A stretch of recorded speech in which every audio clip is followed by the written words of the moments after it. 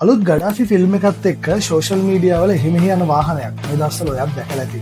ඒ තමයි OIC Gaddafi නැත්නම් රංජගේ යෝදා smart cab එක. ඉතින් මේ අලුත් වාහනය ගැන රංජනම් ඉන්නේ සෑහෙන සතුටින්. එයා කියන විදිහට මේ වාහනය ගත්තේ විශේෂ හේතු දෙකක් නිසා. හේතු ගොඩයි. විශේෂ හේතු දෙකයි. එකක් මේකට ලැබෙන අවුරුදු 2ක ෆ්‍රී සර්විස් එක. අනිත් එක අවුරුදු 3ක් නැත්නම් කිලෝමීටර් ලක්ෂ 2ක් දක්වා ලැබෙන වගකීම. හැබැයි රංජන් එහෙම කිව්වට මේකේ කමෙන්ට් සෙක්ෂන් එකට ගියාම නම් වැඩි දෙනෙක් මේ වාහනේට බැනලා තිබුණා. මේකේ බෑක් සයිඩ් එක අවුල්, ලොරි තට්ටුවක් වගේ ඊට වඩා හොඳ 4x4 එකක් තිබ්බේ නැද්ද?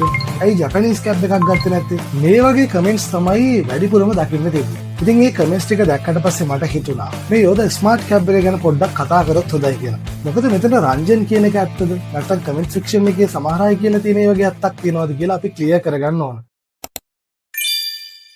සමහර විට ඔයත් හිතන් ඉන්නවා ඇති යෝදා ස්මාර්ට් කැබ් එක Hilux Roco එකක් නැත්නම් Ford Raptor එකක් වගේ ඩිසයින් කරලා නැත්තේ Tata එකට ඒ ටෙක්නොලොජි එක ඒ ඩිසයින් කැපැසිටි එක නැති නිසා කියලා. ඔව් ඇත්තටම Tata එකට ඒ තරම් ටෙක්නොලොජි සහ ඩිසයින් කැපැසිටි එකක් තිබුණේ නැහැ. හැබැයි මීට අවුරුදු 10කට 15කට කලින්. අද වෙද්දි Tata කියන්නේ යුරෝපියන් සහ ජපනීස් බ්‍රෑන්ඩ් වලට ඕනේ නම් ටෙක්නොලොජි සහ ඩිසයින් උගන්වන්න පුළුවන් ලෙවල් එකේ බ්‍රෑන්ඩ් එකක්. ඒ විතරක් නෙමෙයි. Land Rover, Jaguar වගේ legendary brands වල පවා අයිතිය මේ වෙනකොට Tata Motors acquire කරලා ඉවරයි. ඔයා කවදා හරි දැකලා තියෙනවද Ford Raptor එකක නැත්නම් Hilux Roco එකක කවුරු හරි මාකට් එකට එළවලු පටවගෙන යනවා. හાર્ඩ්වෙයාර් එකක් ඉස්සරහා දාගෙන හයස් දුවනවා. නැත්නම් මේගමේ මාළු පටවගෙන එනවා. අඩුම තරමේ පරණ L200 එකක් D21 එකකවත් අපේ රටේ මේ වගේ heavy duty වැඩවලට පාවිච්චි කරනවා දකින්න ලැබෙන්නේ නැහැ. ඉතින් ඔන්න ඕක තමයි ප්‍රශ්නේ. අපේ වගේ රටක ඉන්න වැඩි දෙනෙක්ට වාහනයක් කියන්නේ ලක්ෂරි අයිටම් එකක් විදිහට විතරක් පාවිච්චි කරන්න පුළුවන් දෙයක් නෙමෙයි. ඒක බිස්නස් ටූල් එකක්, ඒක ඉන්කම් සෝස් එකක් වගේම සමහර විට පවුලක් නඩත්තු වෙන ඇසෙට් එකක්. ඉතින් මේ ජපනීස් යුරෝපියන් කැබ් වල ප්‍රයිස් එක, මේන්ටෙනන්ස් කොස්ට් එක, ෆුවල් කන්සම්ප්ෂන් එක වගේ දේවල් එක්ක ඒවා සාමාන්‍ය මිනිස්සෙක්ට සාමාන්‍ය බිස්නස් එකකට ප්‍රැක්ටිකල් සොලියුෂන් එකක් වෙන්නේ නැහැ. ඒක තමයි ඇත්ත. ටාටා යෝදා කැබ් සීරීස් එකේ මාකට් ස්ට්‍රැටජි එක බිල්ඩ් වෙලා තියෙන්නේම මේ ප්‍රශ්නට ප්‍රැක්ටිකල් සොලියුෂන් එකක් දෙන්න. ඒ කියන්නේ අපේ වගේ ඩෙවලොපින් ඒෂියන් කන්ට්‍රීස් වල මිනිස්සුන්ට අෆෝඩබල් ප්‍රයිස් එකකට තමන්ගේ වැඩ කටයුතු ටික කරගන්න පුළුවන් මට්ටමේ රියල් වර්කින් වෙහිකල් එකක් දෙන්න. සරලවම කිව්වොත් පරාදින්න, කල්පවතින්න, ෆුවල් එෆිෂන්ට් වෙන්න, මේන්ටෙනන්ස් කොස්ට් අඩු කරන්න වගේ ෆන්ඩමෙන්ටල්ස් ටික ටාගට් කරගෙන තමයි මේ ටාටා යෝදා කැබ් සීරීස් එක ඩෙවලොප් කරලා තියෙන්නේ. හැබැයි යෝදා ස්මාර්ට් කැබ් එක කියන්නේ හැමදේම අතර ඒකට තව පොඩි කම්ෆර්ටබල් ෆීලින් එකක්, ප්‍රැක්ටිකල් ෆීචර්ස් ටිකක් සහ මොඩර්න් ලුක් එකකුත් එකතු කරපු බෙටර් ඔප්ෂන් එකක්. ඉතින් අද මේ වීඩියෝ එකෙන් අපි යෝදා ස්මාර්ට් කැබ් එක ගැන පොඩි ඩීප් රිවිව් එකක් දාමු. මොකද හැමදාම ලක්ෂරි වෙහිකල්ස් ගැන විතරක්ම කතා කරලා හරියන්නේ නැහැ. මේක ඇත්තටම වැඩට හදපු වාහනයක්ද? නැත්නම් මිනිස්සුන්ට යන්න හදපු වාහනයක්ද? එහෙමත් නැත්නම් වැඩ කරන මිනිස්සු වෙනුවෙන් හදපු වාහනයක්ද? මේ ප්‍රශ්නෙට උත්තරේ වීඩියෝ එක අවසානයේ ඔයාම ඩිසයිඩ් කරන්න. ඉතින් මේ රිවිව් එක පටන් ගන්න කලින් අපි මුලින්ම මේ යෝදා ස්මාර්ට් කැබ් එකේ ඩිසයින් ෆිලොසොෆි එක ගැන පොඩ්ඩක් කතා කරමු. මොකද මම දැක්ක ගොඩක් කමෙන්ට්ස් වල තිබ්බ කොමන් කතාවක් තමයි මේක කැබ් එකක්ද නැත්නම් ලොරියක්ද කියන දේ. අතරම වැඩි දෙනෙක් ඒක විහිළුවට වගේ අහලා තිබුණාට ඒ කන්ෆියුෂන් එකට සාධාරණ හේතුවක් තියෙනවා. මොකද යෝදා ස්මාර්ට් කැබ් එක හදලා තියෙන්නේ සාමාන්‍ය ලයිෆ්ස්ටයිල් පිකප් ට්‍රක් කන්සෙප්ට් එකේ නෙමෙයි. මේ වගේ ඩිසයින් එකකට සාමාන්‍ය කියන්නේ ෆ්ලැට් ඩෙක් සෙටප් එකක් කියලා. මේ කන්සෙප්ට් එකේදී පෙනුමට වඩා වැඩේට තමයි ප්‍රයොරිටි එක දෙන්නේ. ඒ නිසා තමයි මේ ෆ්ලැට් ඩෙක් සෙටප් එකක් දැක්ක ගමන් නෝමල් කැබ් එකකට වඩා ට්‍රක් එකකට ළඟ ෆීල් එකක් දැනෙන්නේ. හැබැයි මේ ඩිසයින් එක ටාටා එක විතරක් පාවිච්චි කරන ඩිසයින් එකක් නෙමෙයි. විශේෂයෙන් Ford F350 Super Duty, GMC Sierra HD මේ වගේ heavy duty pickup trucks වලත් මේ වගේ flat deck setups ගොඩක් දකින්න තියෙනවා. මොකද ඒ වාහනත් නිෂ්පාදනය කරන්නේ ස්ටයිල් එකට වඩා වැඩේට මුල් තැන දෙන්න. ලෝඩින් කරන්න ලේසි වෙන්න, බරාදින්න, කල්පවතින්න, රළු භාවිතයට ඔරොත්තු දෙන්න. ඉතින් යෝදා ස්මාර්ට් කැබ් එකටත් පාවිච්චි කරලා තියෙන අන්නේ ඇමරිකන් යුරෝපියන් වෙහිකල් වල තියෙන ප්‍රැක්ටිකල් ෆ්ලැට් ඩෙක් කන්සෙප්ට් එකම තමයි. ඒ නිසා මේ වාහනේ හැම ඩිසයින් ලයින් එකක්ම හැම ස්පේස් එකක්ම වැඩකට ගන්න පුළුවන් විදිහට හදලා තියෙනවා කියලා පේනවා. හැබැයි ප්‍රැක්ටිකලිටි එක වෙනුවෙන් මේ වාහනේ ලුක් එක සහ ෆීචර් පැකේජ් එක සම්පූර්ණයෙන්ම ඇතැරලත් නැහැ. විශේෂයෙන්ම යෝදා ස්මාර්ට් කැබ් version එකේ ෆ්‍රන්ට් ඩිසයින් එක දිහා බැලුවම පොඩි මොඩර්න් පිකප් ෆීලින් එකක් දෙන්න try කරලා තියෙනවා කියන එක පේන්න තියෙනවා. ඒ වගේම අද කාලේ වාහනයකට අත්‍යවශ්‍ය වෙන බේසික් කම්ෆර්ට් සහ ප්‍රැක්ටිකල් ෆීචර්ස් ටිකකුත් මේ යෝදා ස්මාර්ට් කැබ් එකට එකතු කරලා තියෙනවා. මේ ෆීචර්ස් ටික ගැන අපි වීඩියෝ එකේ ඉස්සරහදී ඩීටේල් කතා කරමු. ඒ වගේම ඔටෝමෝටිව් ඉන්ඩස්ට්‍රි එකේ රියල් ජෙන්ටල්මන් කෙනෙක් විදිහට ගොඩක් දෙනෙක් ආදරය කරන රතන් ටාටාගේ ෆිලොසොෆි එකේ පොඩි ෆීල් එකකුත් මේ යෝදා ස්මාර්ට් කැබ් එක ඇතුලේ තියෙනවා කියලා කියන්න පුළුවන්. මොකද රතන් ටාටා කියන්නේ සාමාන්‍ය මිනිස්සුන්ට දරන්න පුළුවන් ගානකට වාහනයක් ලබා දෙන්න හැම වෙලේම try කරපු මිනිස්සෙක්. ඉතින් යෝදා ස්මාර්ට් කැබ් එකේ ඩිසයින් එක, කන්සෙප්ට් එක, ෆිලොසොෆි එක බැලුවාම මේක ඇත්තටම වැඩ කරන මිනිස්සුන්ට හදපු ප්‍රැක්ටිකල් කැබ් එකක් කියන දේ හොඳට පේන්න තියෙනවා. අපි දැන් මේ යෝදා ස්මාර්ට් කැබ් එකේ වැදගත්ම කොටසට එමු. මොකද මේ වගේ වාහනයකින් බලාපොරොත්තු වෙන මූලිකම දේ තමයි පවර් එක. යෝද ස්මාර්ට් කැබ් එකට එන්නේ ටාටා 4S PCR කියන 3 litre turbo common rail direct injection diesel engine එකක්. පවර් පැත්තෙන් බැලුවොත් මේ එන්ජින් එක හෝස් පවර් 85ක් එක්ක නිව්ටන් මීටර් 250ක ටෝක් එකක් ප්‍රොඩියුස් කරනවා. මේ වගේ වාහනයකට හෝස් පවර් ෆිගර් එකට වඩා වැදගත් වෙන්නේ ටෝක් කැරක්ටර්. මෙතන ඉන්ට්‍රස්ටිංම කතාව තමයි මේ සිම්පල් ඩීසල් එන්ජින් එකේ නිව්ටන් මීටර් 250ක ටෝක් එකක් දෙන්නේ RPM 1000 2000 අතර. ඒ කියන්නේ අඩු RPM වලදීත් මේ එන්ජින් එක හති දාන්නේ නැතුව බරා දිනවා කියන එක.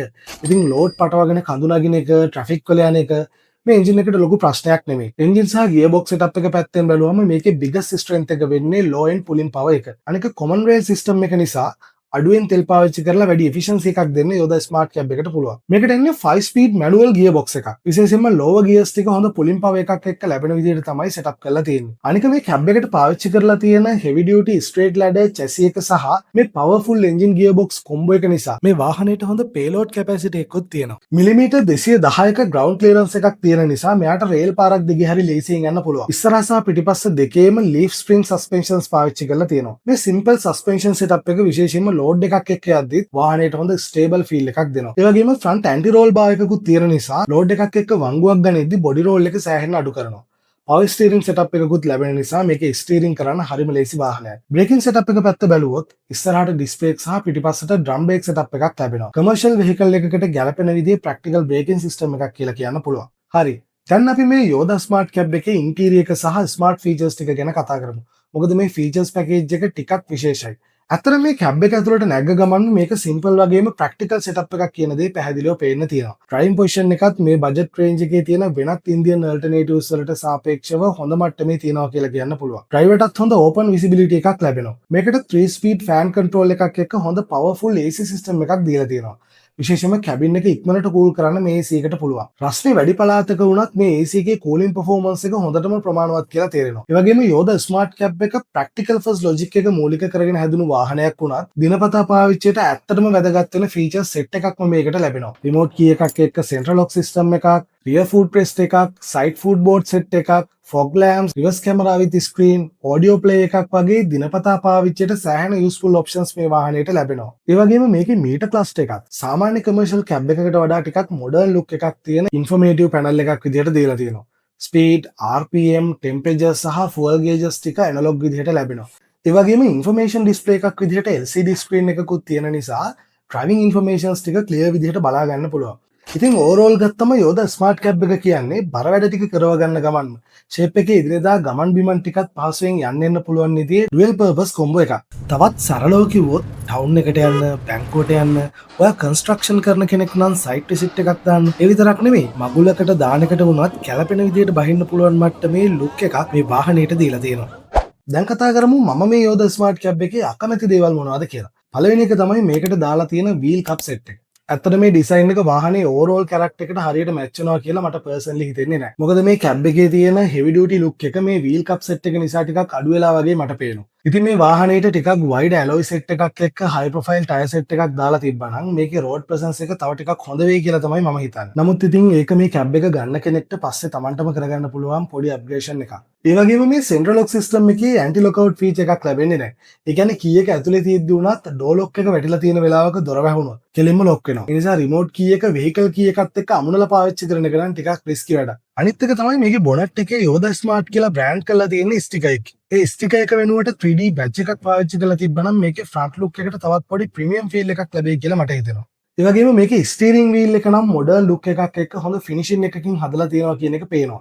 හැබැයි ඩෑෂ්බෝඩ්, ඩෝබෝඩ්ස් වගේ දේවල් වල ක්වොලිටි එක සහ ෆිනිෂින් එක තව ටිකක් වැඩි වුණා නම් හොඳයි කියලා තමයි මට හිතෙන්නේ. දැන් කතා කරමු යෝදා ස්මාර්ට් කැබ් එකක් ගත්තට පස්සේ ඔයාලට ලැබෙන ඩීලර් කෙයාර් සහ ආෆ්ටර් සේල් සපෝට් එක ගැන. මොකද වාහනයක් ගනිද්දී අනිවාර්යයෙන්ම වැදගත් වෙන දෙයක් තමයි ඊට පස්සේ ලැබෙන සර්විස් එක සහ සපෝට් එක. ඩිමෝ ඔෆිෂියල් ඩීටේල්ස් වලට අනුව මේ වාහනයට අවුරුදු 3ක වොරන්ටි එකක් එක්ක 2 years free maintenance service එකකුත් ලැබෙනවා කියලා කියනවා. විශේෂයෙන් ලීසින් එකක් හරි බැංක් ලෝන් එකක් හරි දාලා වාහනයක් ගන්න කෙනෙක්ට මේ වගේ පැකේජ් එකක් කියලා කියන්නේ ඇත්තටම ෆයිනෑන්ෂියලි ලොකු සපෝට් එකක්. අනික ඩිමෝ කියන්නේ අපේ රටේ established after sales network එකක් තියෙන කම්පැනි එකක් නිසා services, parts availability වගේ දේවල් ගැන කරදර වෙන්න ඕනේ නැහැ. ඒ නිසා යෝදා ස්මාර්ට් කැබ් එක කියන්නේ වාහනයක් විතරක් නෙමෙයි සපෝට් සිස්ටම් එකක් එක්කම ලැබෙන ප්‍රැක්ටිකල් පැකේජ් එකක් කියලා කියන්න පුළුවන්. මේක බජට් වෙහිකල් එකක් වුණත් මේකේ සේෆ්ටි එක පැත්තත් පොඩ්ඩක් අපි කතා කරගෙනම යමු. යෝදා ස්මාර්ට් කැබ් එක මේ සෙග්මන්ට් එකේ තියෙන සාමාන්‍ය ඉන්දියන් කමර්ෂල් වෙහිකල්ස් වලට වඩා ටිකක් සොලිඩ් ෆීල් එකක් දෙනවා. විශේෂයෙන්ම මේ වාහනේ බොනට් ඒරියා එක සෑහෙන දිගයි. ඩ්‍රයිවර් සහ පැසෙන්ජර් ඉන්නේ ඒ ෆ්‍රන්ට් සෙක්ෂන් එකට අඩි ගාණක් පිටිපස්සෙන්. ඉතින් මොකක් හරි ඉම්පැක්ට් එකකදී ඒ ෆ්‍රන්ට් ක්‍රම්පල් zone එක නිසා ඩිරෙක්ට් ඉම්පැක්ට් එක ඩ්‍රයිවර් කැබින් එකට එන ප්‍රමාණය සෑහෙන අඩු වෙනවා. ඒ නිසා මේක සාමාන්‍ය ඉන්දියන් වාහනයකට වඩා සැලකිය යුතු තරමේ ආරක්ෂාවක් තියෙන වාහනයක්. ඒ වගේම මේ සෙග්මන්ට් එකේ තියෙන අනෙක් ඉන්දියන් අල්ටර්නේටිව්ස් වලට වඩා මේක පැහැදිලිවම ඉස්සරහින් ඉන්නවා. හැබැයි මේකට එයාබෑග්ස් වගේ ඇඩ්වාන්ස් සේෆ්ටි ෆීචර්ස් නම් ලැබෙන්නේ නැහැ.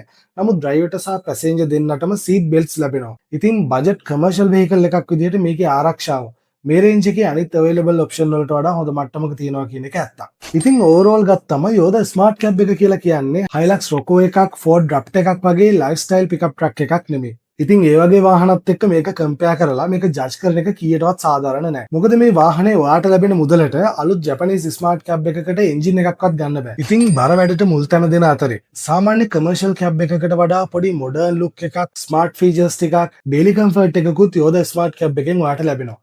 අපි මේ වීඩියෝ එකේ මුලදී කතා කරපු මේ වාහනේ ඇත්තටම මොන විදිහේ එකක්ද කියන එකට මම ඔයාලට මෙහෙම උත්තරයක් දෙන්නම්. ටාටා යෝදා ස්මාර්ට් කැබ් එක කියලා කියන්නේ ඔයාගේ බිස්නස් වැඩවලටත් ඔයාගේ පර්සනල් වැඩවලටත් බැලන්ස් එකේ පාවිච්චි කරන්න පුළුවන් ඩුවල් පර්පස් වෙහිකල් එකක්. ඉතින් ලක්ෂරි වෙහිකල්ස් විතරක් නෙමෙයි. මේ වගේ වාහන ගැනත් රිවිව්ස් බලන්න, විස්තර දැනගන්න JDM Hub SL අපේ YouTube channel එක subscribe කරලා තියාගන්න. එහෙනම් ගිහිල්ලා එන්නම්. හැමෝටම ජය වේවා.